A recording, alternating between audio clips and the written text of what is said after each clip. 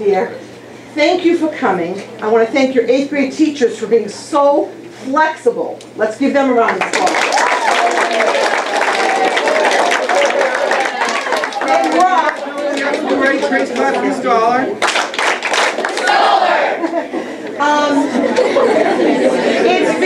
It's been a really long journey. We've had snow days, we've had the flu, we've had the virus, we've had stomach bugs, we've had it all. So I want to commend the cast on being persevering and buckling down and getting through all the trials and tribulations. Right, guys? But all the world's a stage, of course. So we're going to get started right now. I forgot your name, sweetheart. I know I had you last year, but I'm nervous. Kylie. What is it, honey? Kylie. Kylie Bolger? No. Kylie Breen. So Kylie Breen is on camera, and not Maciel. You look like Emily Maciel. Tell me your name, honey. Brooke. Brooke, are you on camera? Sure. My camera's plugged in over there. It's my phone, so my camera's plugged in over there. That's great. Take a deep breath through your nose, everybody. Hold for 5. Let it out really slow. You're ready. You're prepared, right? Enunciate, exaggerate, articulate. You want to be really, really loud. Now, the reason why we have such a huge audience, and I'm going to ask everybody in the audience to not say one word now for the next 45 minutes. The people that we have such an enormous audience because I think the buzz must be out that the play is a lot of fun. I guess that's the buzz, so that's why they all want to be here. So all I ask, audience, is that you be silent because these guys have a lot to do, but they're going to have fun because the day of fun has arrived. Right, everyone? All right, you ready? You ready? Thank you for coming. Kaylee? Kylie? Ready to roll? Yep. Act 1! Scene 1 of A Midsummer Night's Dream by William Shakespeare. Action!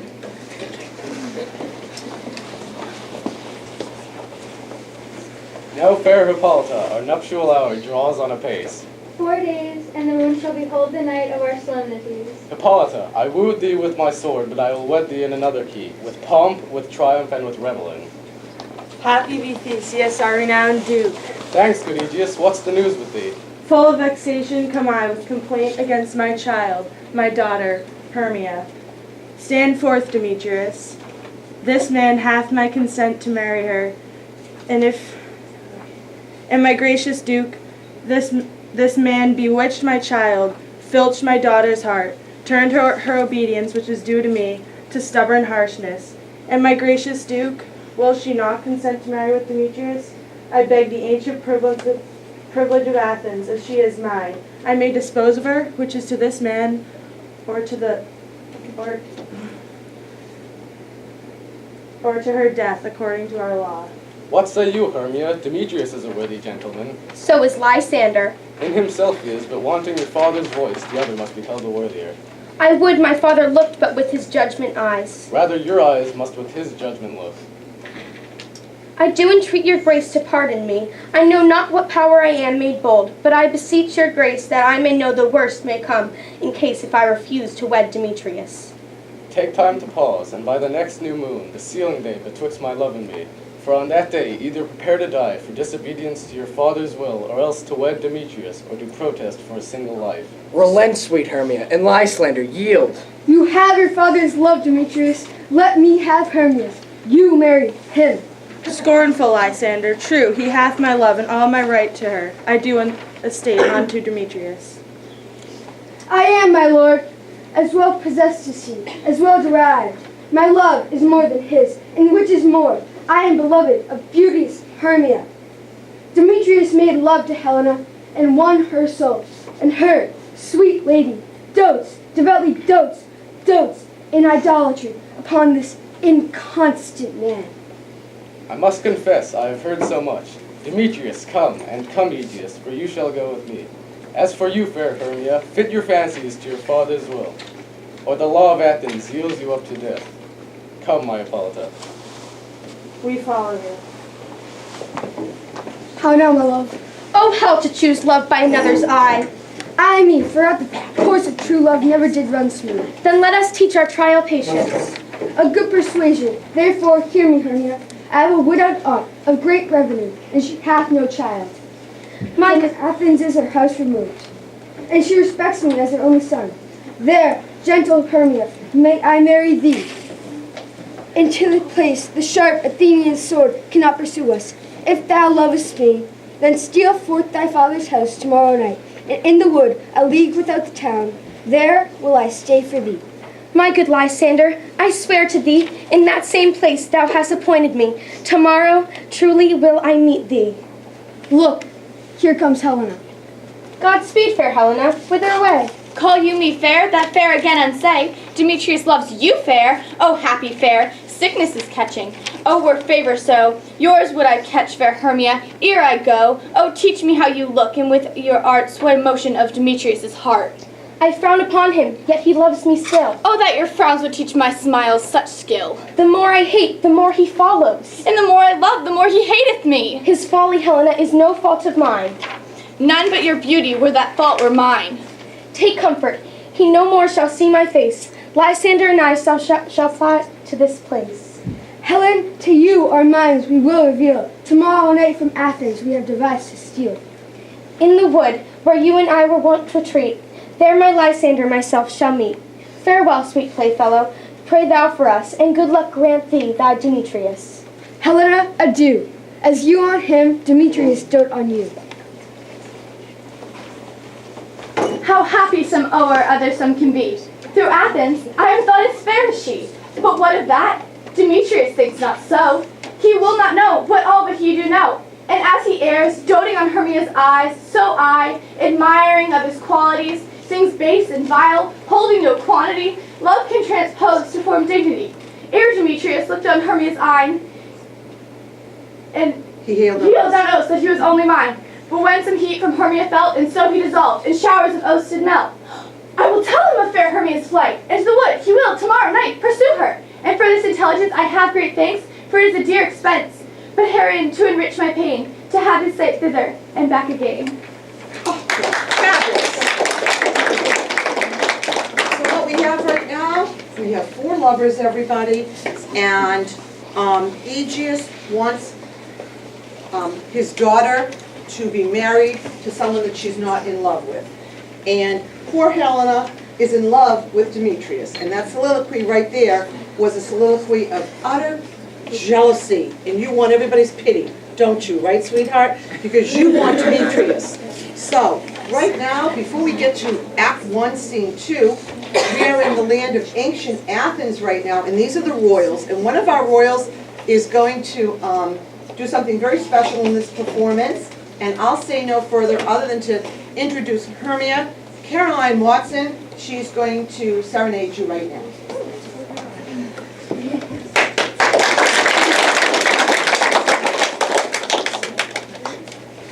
Something peculiar, something familiar, something for everyone, a comedy tonight. Something appealing, something appalling, something for everyone, a comedy tonight. Nothing with kings, nothing with clowns. Bring on the lovers, liars, and clowns. Old situations, new complications. Nothing portentous or polite. Tragedy tomorrow, comedy tonight.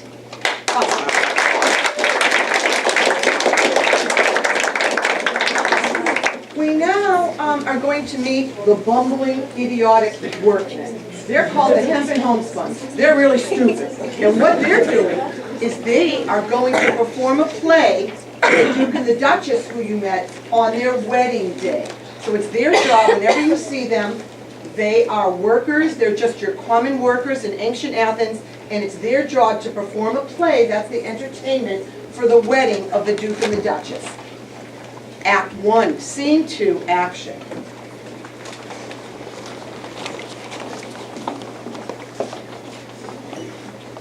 Is all our company here? You're best to call them generally, man by man, according to the script. Here is the scroll of every man's name which is thought fit to play in our interlude before the Duke and the Duchess on his wedding day at night. First, good Peter Quinn, say what the play treats on, then read the names of the actors. Mary, our play is the most lamentable comedy and most cruel death of Pyramus and Thisbe. A very good piece of work, I assure you. Now, good Peter Quinn, Call forth your actors, vice girl masters. Ready yourselves. Answer as I call you, Nick Bottom the Weaver. Ready. What part am I named for? You, Nick Bottom, are set down for Pyramus, What is Pyramus, a lover or a tyrant? a lover that kills himself for love. My chief humor is for a tyrant. I could play Hercules, rarely. The raging rocks and shivering shocks shall break the locks of prison gates. This was lofty, now names the rest of the players. Francis Flute the bellows mender. Here, Peter Quince. Flute, you must take Thisbe on you. What is Thisbe, a wandering knight? It is the lady that Pyramus must love. Nay, faith, let me not play a woman. I have a beard coming. That's all one. You shall play it in a mask, and you may speak as small as you will. And I may hide my face. Let me play Thisbe too. I'll speak in a monstrous voice. Thisbe, Thisbe. Ah, Pyramus, my lover dear. No, you must play Pyramus, and Flute, you Thisbe. Well, proceed. Robin Starveling the tailor. Here, Peter Quince. Robin Starveling, you must play Thisbe's mother. Tom Snout the tinker. Here, Peter Quince. You, Pyramus's father, myself, Thisbe's father. Snug the joiner, you the lion's part. Have you the lion's part written? Pray you, if it be, give it to me, for I am slow of study. You may do it extempore, for it is nothing but roaring. Let me play the lion too. It will do any man's heart good to hear me. I will make the Duke say, let him roar again, let him roar. Roar! If you should do it too terribly, you would fright the Duchess and the ladies, that they would shriek, and that were enough to hang us all. Well, I'll aggravate my voice so that I will roar as gently as a dove. Roar! You can play no part but Pyramus, for Pyramus is a sweet-faced man, a most lovely, gentleman-like man. Therefore, you must play Pyramus. Well, I'll undertake it. Masters, here are your parts, and I am to entreat you, request you, and desire you to come them by tomorrow night and meet me in the palace wood, a mile without the town, by moonlight. There we will rehearse. I pray you, fail me not. We will meet adieu.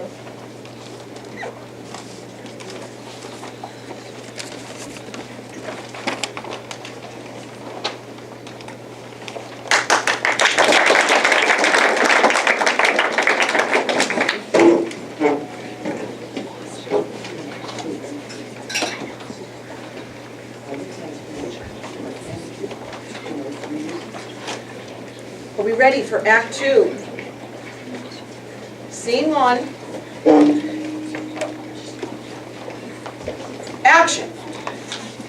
We are in Fairyland, everybody. How now, spirit? Whither wander you? Over hill, over dale, I do wander everywhere, and our fairy queen I serve. For while I'll be gone, our fairy queen comes anon. The king doth keep his revels here tonight. Take heed, the queen come not within his sight. Oberon is passing foul and wrath, because she, as her attendant, hath a lovely boy, stolen from an Indian king. And jealous Oberon would have the child, but she withholds the boy, crowns him with flowers, and makes him all her joy. And now they never meet, but they do square. Either I'm mistaken, or you are that shrewd and knavish sprite called Robin Goodfellow. Are you not he? Sweet Puck, are you not he? Thou speakest aright, I am that merry wanderer of the night. But room fairy, here comes Oberon. And here my mistress, would that he were gone.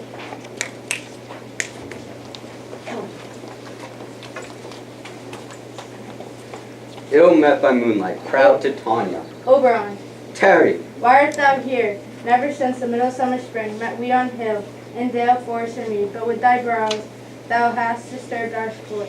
Therefore the seasons altered, the spring, the summer, autumn, and winter changed their wonted liveries, and the maid's world now knows not which is which, and this evil comes from our dissension. We are their parents and original. do you amend it then? It lies in you. Why should Titania cross her Oberon? I do but beg, a low changeling boy. Set your heart at rest. The fairyland buys not the child of me.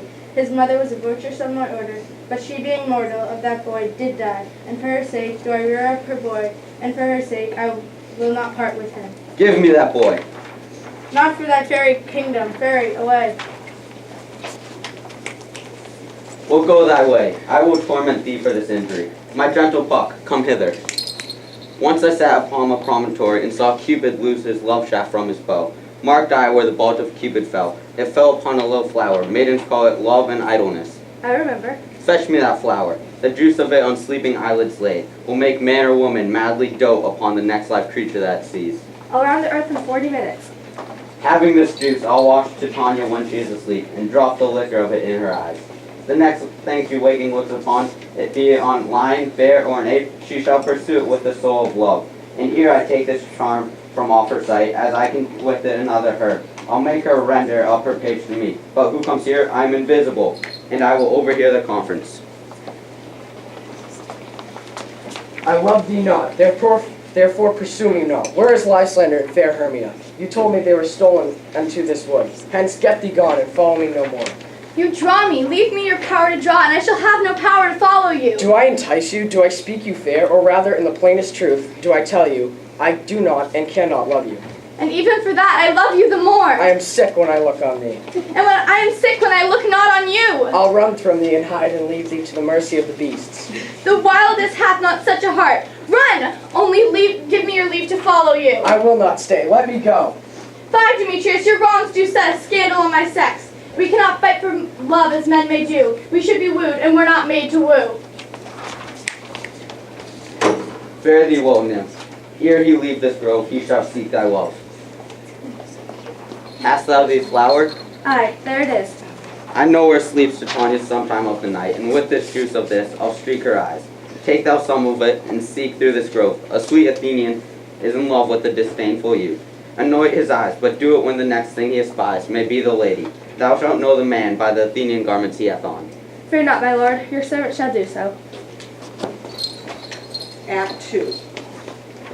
Scene 2. Action. Come sing me now asleep and let me rest.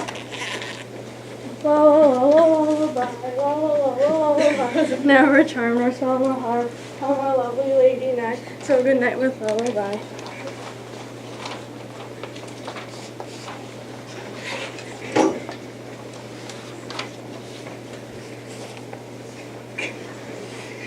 When thou seest, when thou dost wake, love and languish for his sake. When thou wakest, it is thy dear. Wake when some vile thing is near. So she's under the spell. So what's going to happen is the first thing she sees, she's going to fall in love with.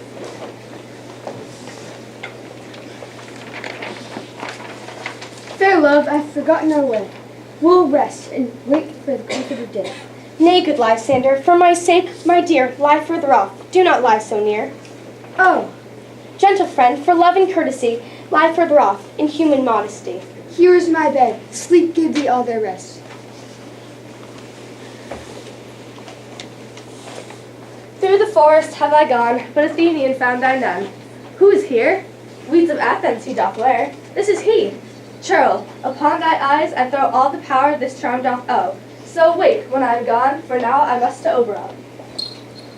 Stay, sweet Demetrius! I change thee hence, and do not haunt me thus. Oh, wilt thou leave me? Do not so! Stay on thy peril, I will go alone. Oh, I am out of breath. But who is here? Lysander? On the bed?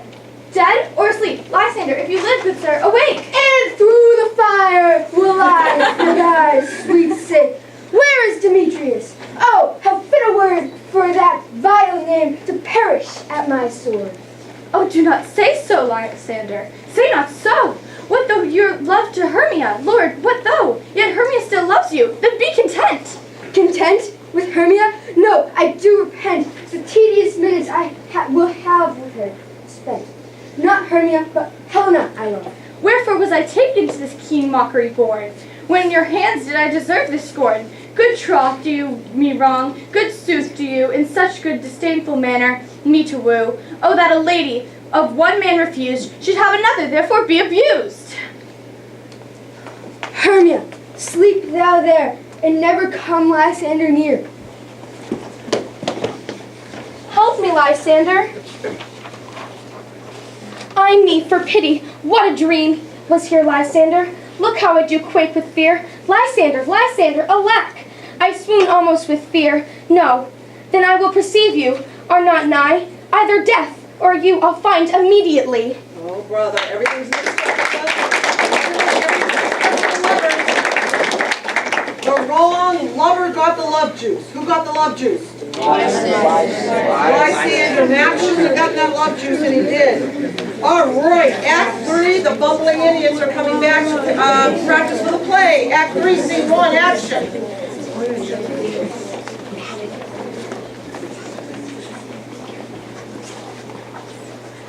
Are we all met? Pat, and here's a marvelous convenient place for our rehearsal. Peter Quinn. What sayest thou, Bottom? There are things in this comedy of Pyramus and Thisbe that will never please. First, Pyramus withdraws swore to kill himself, which the ladies cannot abide. How can you answer that? I believe we must leave the killing out when all is done.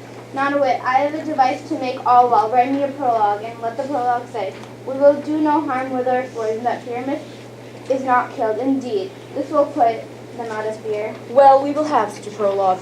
Will not the ladies be afraid of the lion? Masters, to bring in a lion among ladies is the most dreadful thing. Therefore, another prologue must come. He's not a lion. You must name his name, and half of his face must be seen. And you must say, "Ladies," or "fair ladies, I would wish you, and I entreat you not to fear. If you think I am a lion, I am no such thing. I am a man." Well, it shall be so. But there's two hard things. That is, to bring the moonlight into a chamber. For you know, Pyramus and Thisbe meet by moonlight. Doth the moon shine that night we play our play? A calendar, look in the almanac. Find out moonshine, find out moonshine. Yes, it doth shine that night. Why then leave a window open, and let the moon may shine in? Aye, or else one must come in with a lantern, and he comes to present the person of moonshine. Then there is another thing. We must have a wall, for Pyramus and Thisbe, says the story, did talk through a chink of a wall. You can never bring in a wall. What say you, Bottom? The man must present wall, and let him have some plaster about him to signify wall, and let him hold his fingers thus. Through that cranny shall Pyramus and Thisbe whisper. Then all is done. Come and rehearse your parts. Pyramus, you begin. When you have spoken your speech, enter into that break, and so everyone according to his cue. What have been homespuns have we here, so near the cradle of the fairy queen? What, a play? I'll be an auditor. Speak, Pyramus. Thisbe, the flowers of audious savor sweet. Odors, odors. Odor is savor sweet. So hath thy breath, my dear. But hark, a voice.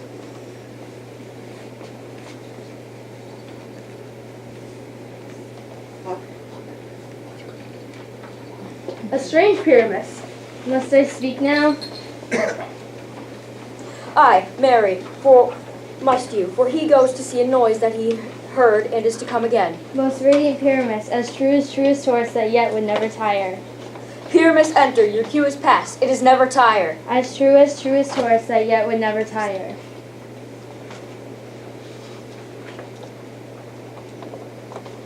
If I were fair Thisbe, I were only thine. Oh, monstrous, we are haunted. Pray, masters, fly, help! Why do they run away? O Bottom, thou art changed. Bottom, thou art, Bottom, thou art translated.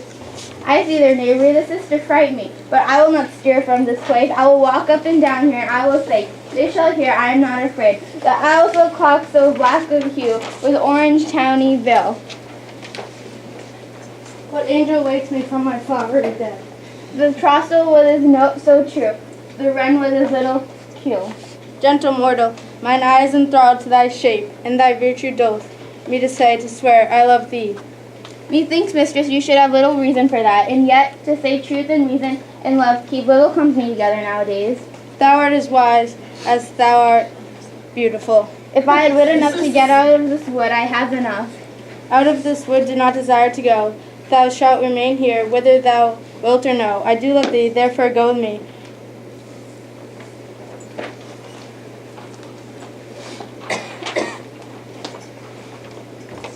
Act 3, Scene 2, action. I wonder if Titania be awake. Here comes my messenger. How now, mad spirit? My mistress with the monster is in love. While she was sleeping, a crew of rude mechanicals were met together to rehearse the play. The shallowest, who Pyramus presented, an ass's head I fixed on him, and at that moment, so it came to pass, Titania waked, and straightway loved an ass. Ha! This falls out better than I could devise. But hast thou yet lashed the Athenian's eyes with the love juice as I bid thee do? I took him sleeping. This is the same Athenian. This is the woman, but not the man. Oh, why rebuke you that loves you so? Thou hast given me cause to curse, if thou hast slain Lysander. Would he have stolen away from sleeping? Hermia, it cannot be. Thou hast murdered him. I am pierced through the heart with your stern cruelty. Thou drivest me past the bounds of maiden patience. Thou hast slain him. I am not guilty of Lysander's blood, nor is he dead for all I can tell. I pray thee, tell me then that he is well. And if I could, what should I get therefore? A privilege never to see me more. There is no following her in this fierce vein. Here, therefore, I will remain. What hast thou done? Thou hast mistaken and laid the love juice on some true love's sight. About the wood go, and Helen of Athens find. Bring her here. I'll charm his eyes for when she doth appear. I go. Look how I go. When his love he doth espy, let her shine as gloriously as the Venus of the sky. When thou wakest, if she be by, beg of her for remedy. Captain of our fairy band, Helena is here at hand, and the youth mistook by me. Lord, what fools these mortals be. Stand aside. The noise they make will cause Demetrius to awake. Why should you think I woo and scorn? These vows are Hermia's. I had no judgment when I swore to her. Nor none in my mind, now you give her o'er. O Helen, goddess, nymph divine, to what, my love, shall I compare thine eye? Oh spite, oh hell, I see you're all bent set against me for your merriment. And if you were men as men you are in show, you would not use a gentle lady so. You are unkind, Demetrius. Be not so, for you love Hermia. This you know I know. Never did mockers waste more ideal breath. Lysander, keep thy Hermia. If e'er I loved her, all that love is gone. Look where thy love comes. Yonder is thy dear. Why unkindly didst thou leave me so? Why should he stay whom love doth press to go? What love could press Lysander from my side? Lysander's love, that would not let him by. Fair Helena, who more engilds the night than all yon fiery O's and eyes of light? Why seekest thou me? Could this make thee know that the hate I bear thee made me leave thee so? What love could You speak not as you think. It cannot be. Lo, she is one of this confederacy. Now I perceive they have joined all three to fashion this sport and fight of me.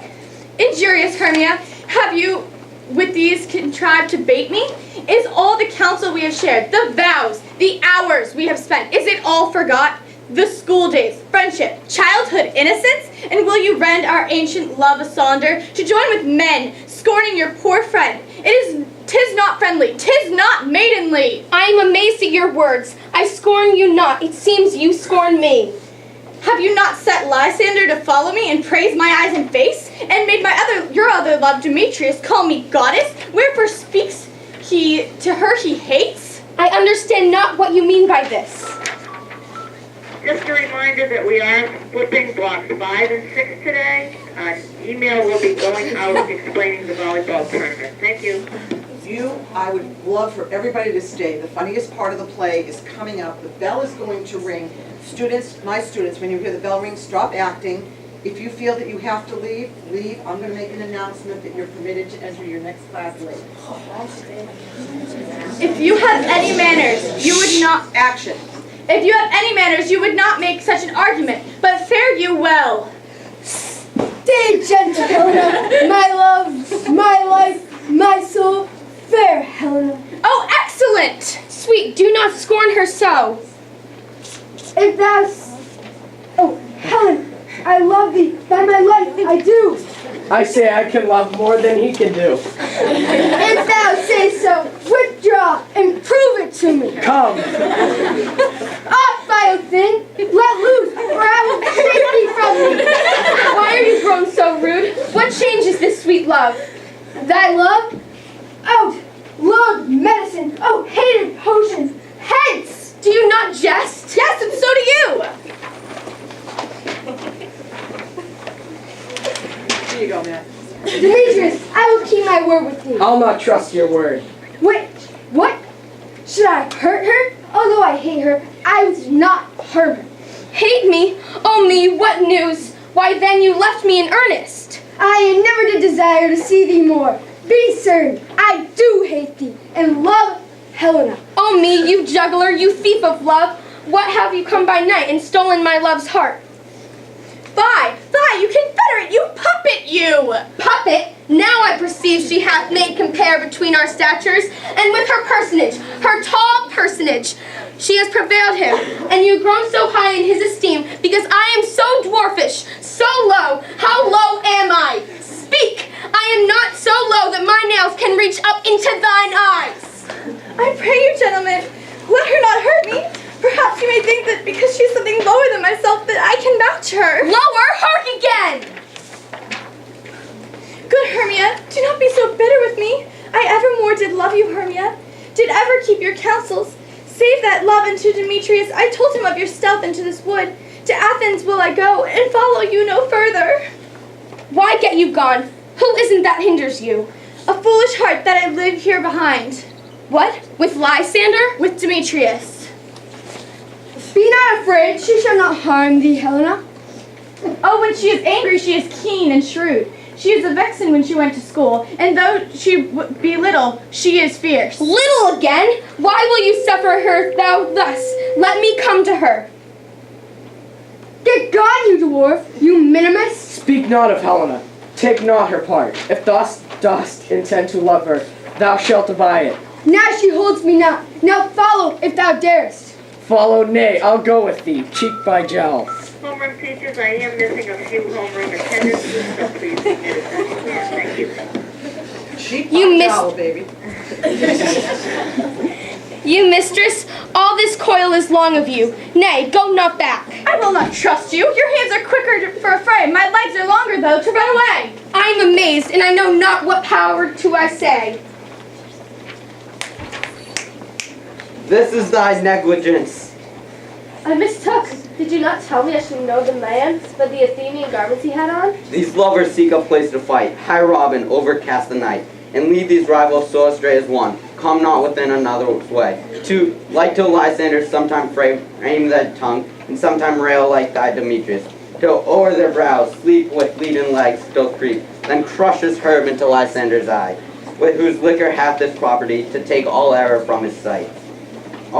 When they next wake, all this derision shall seem a dream. All to my queen and beggar Indian boy. And then I will release her, and all things shall be peace. That was really, really good.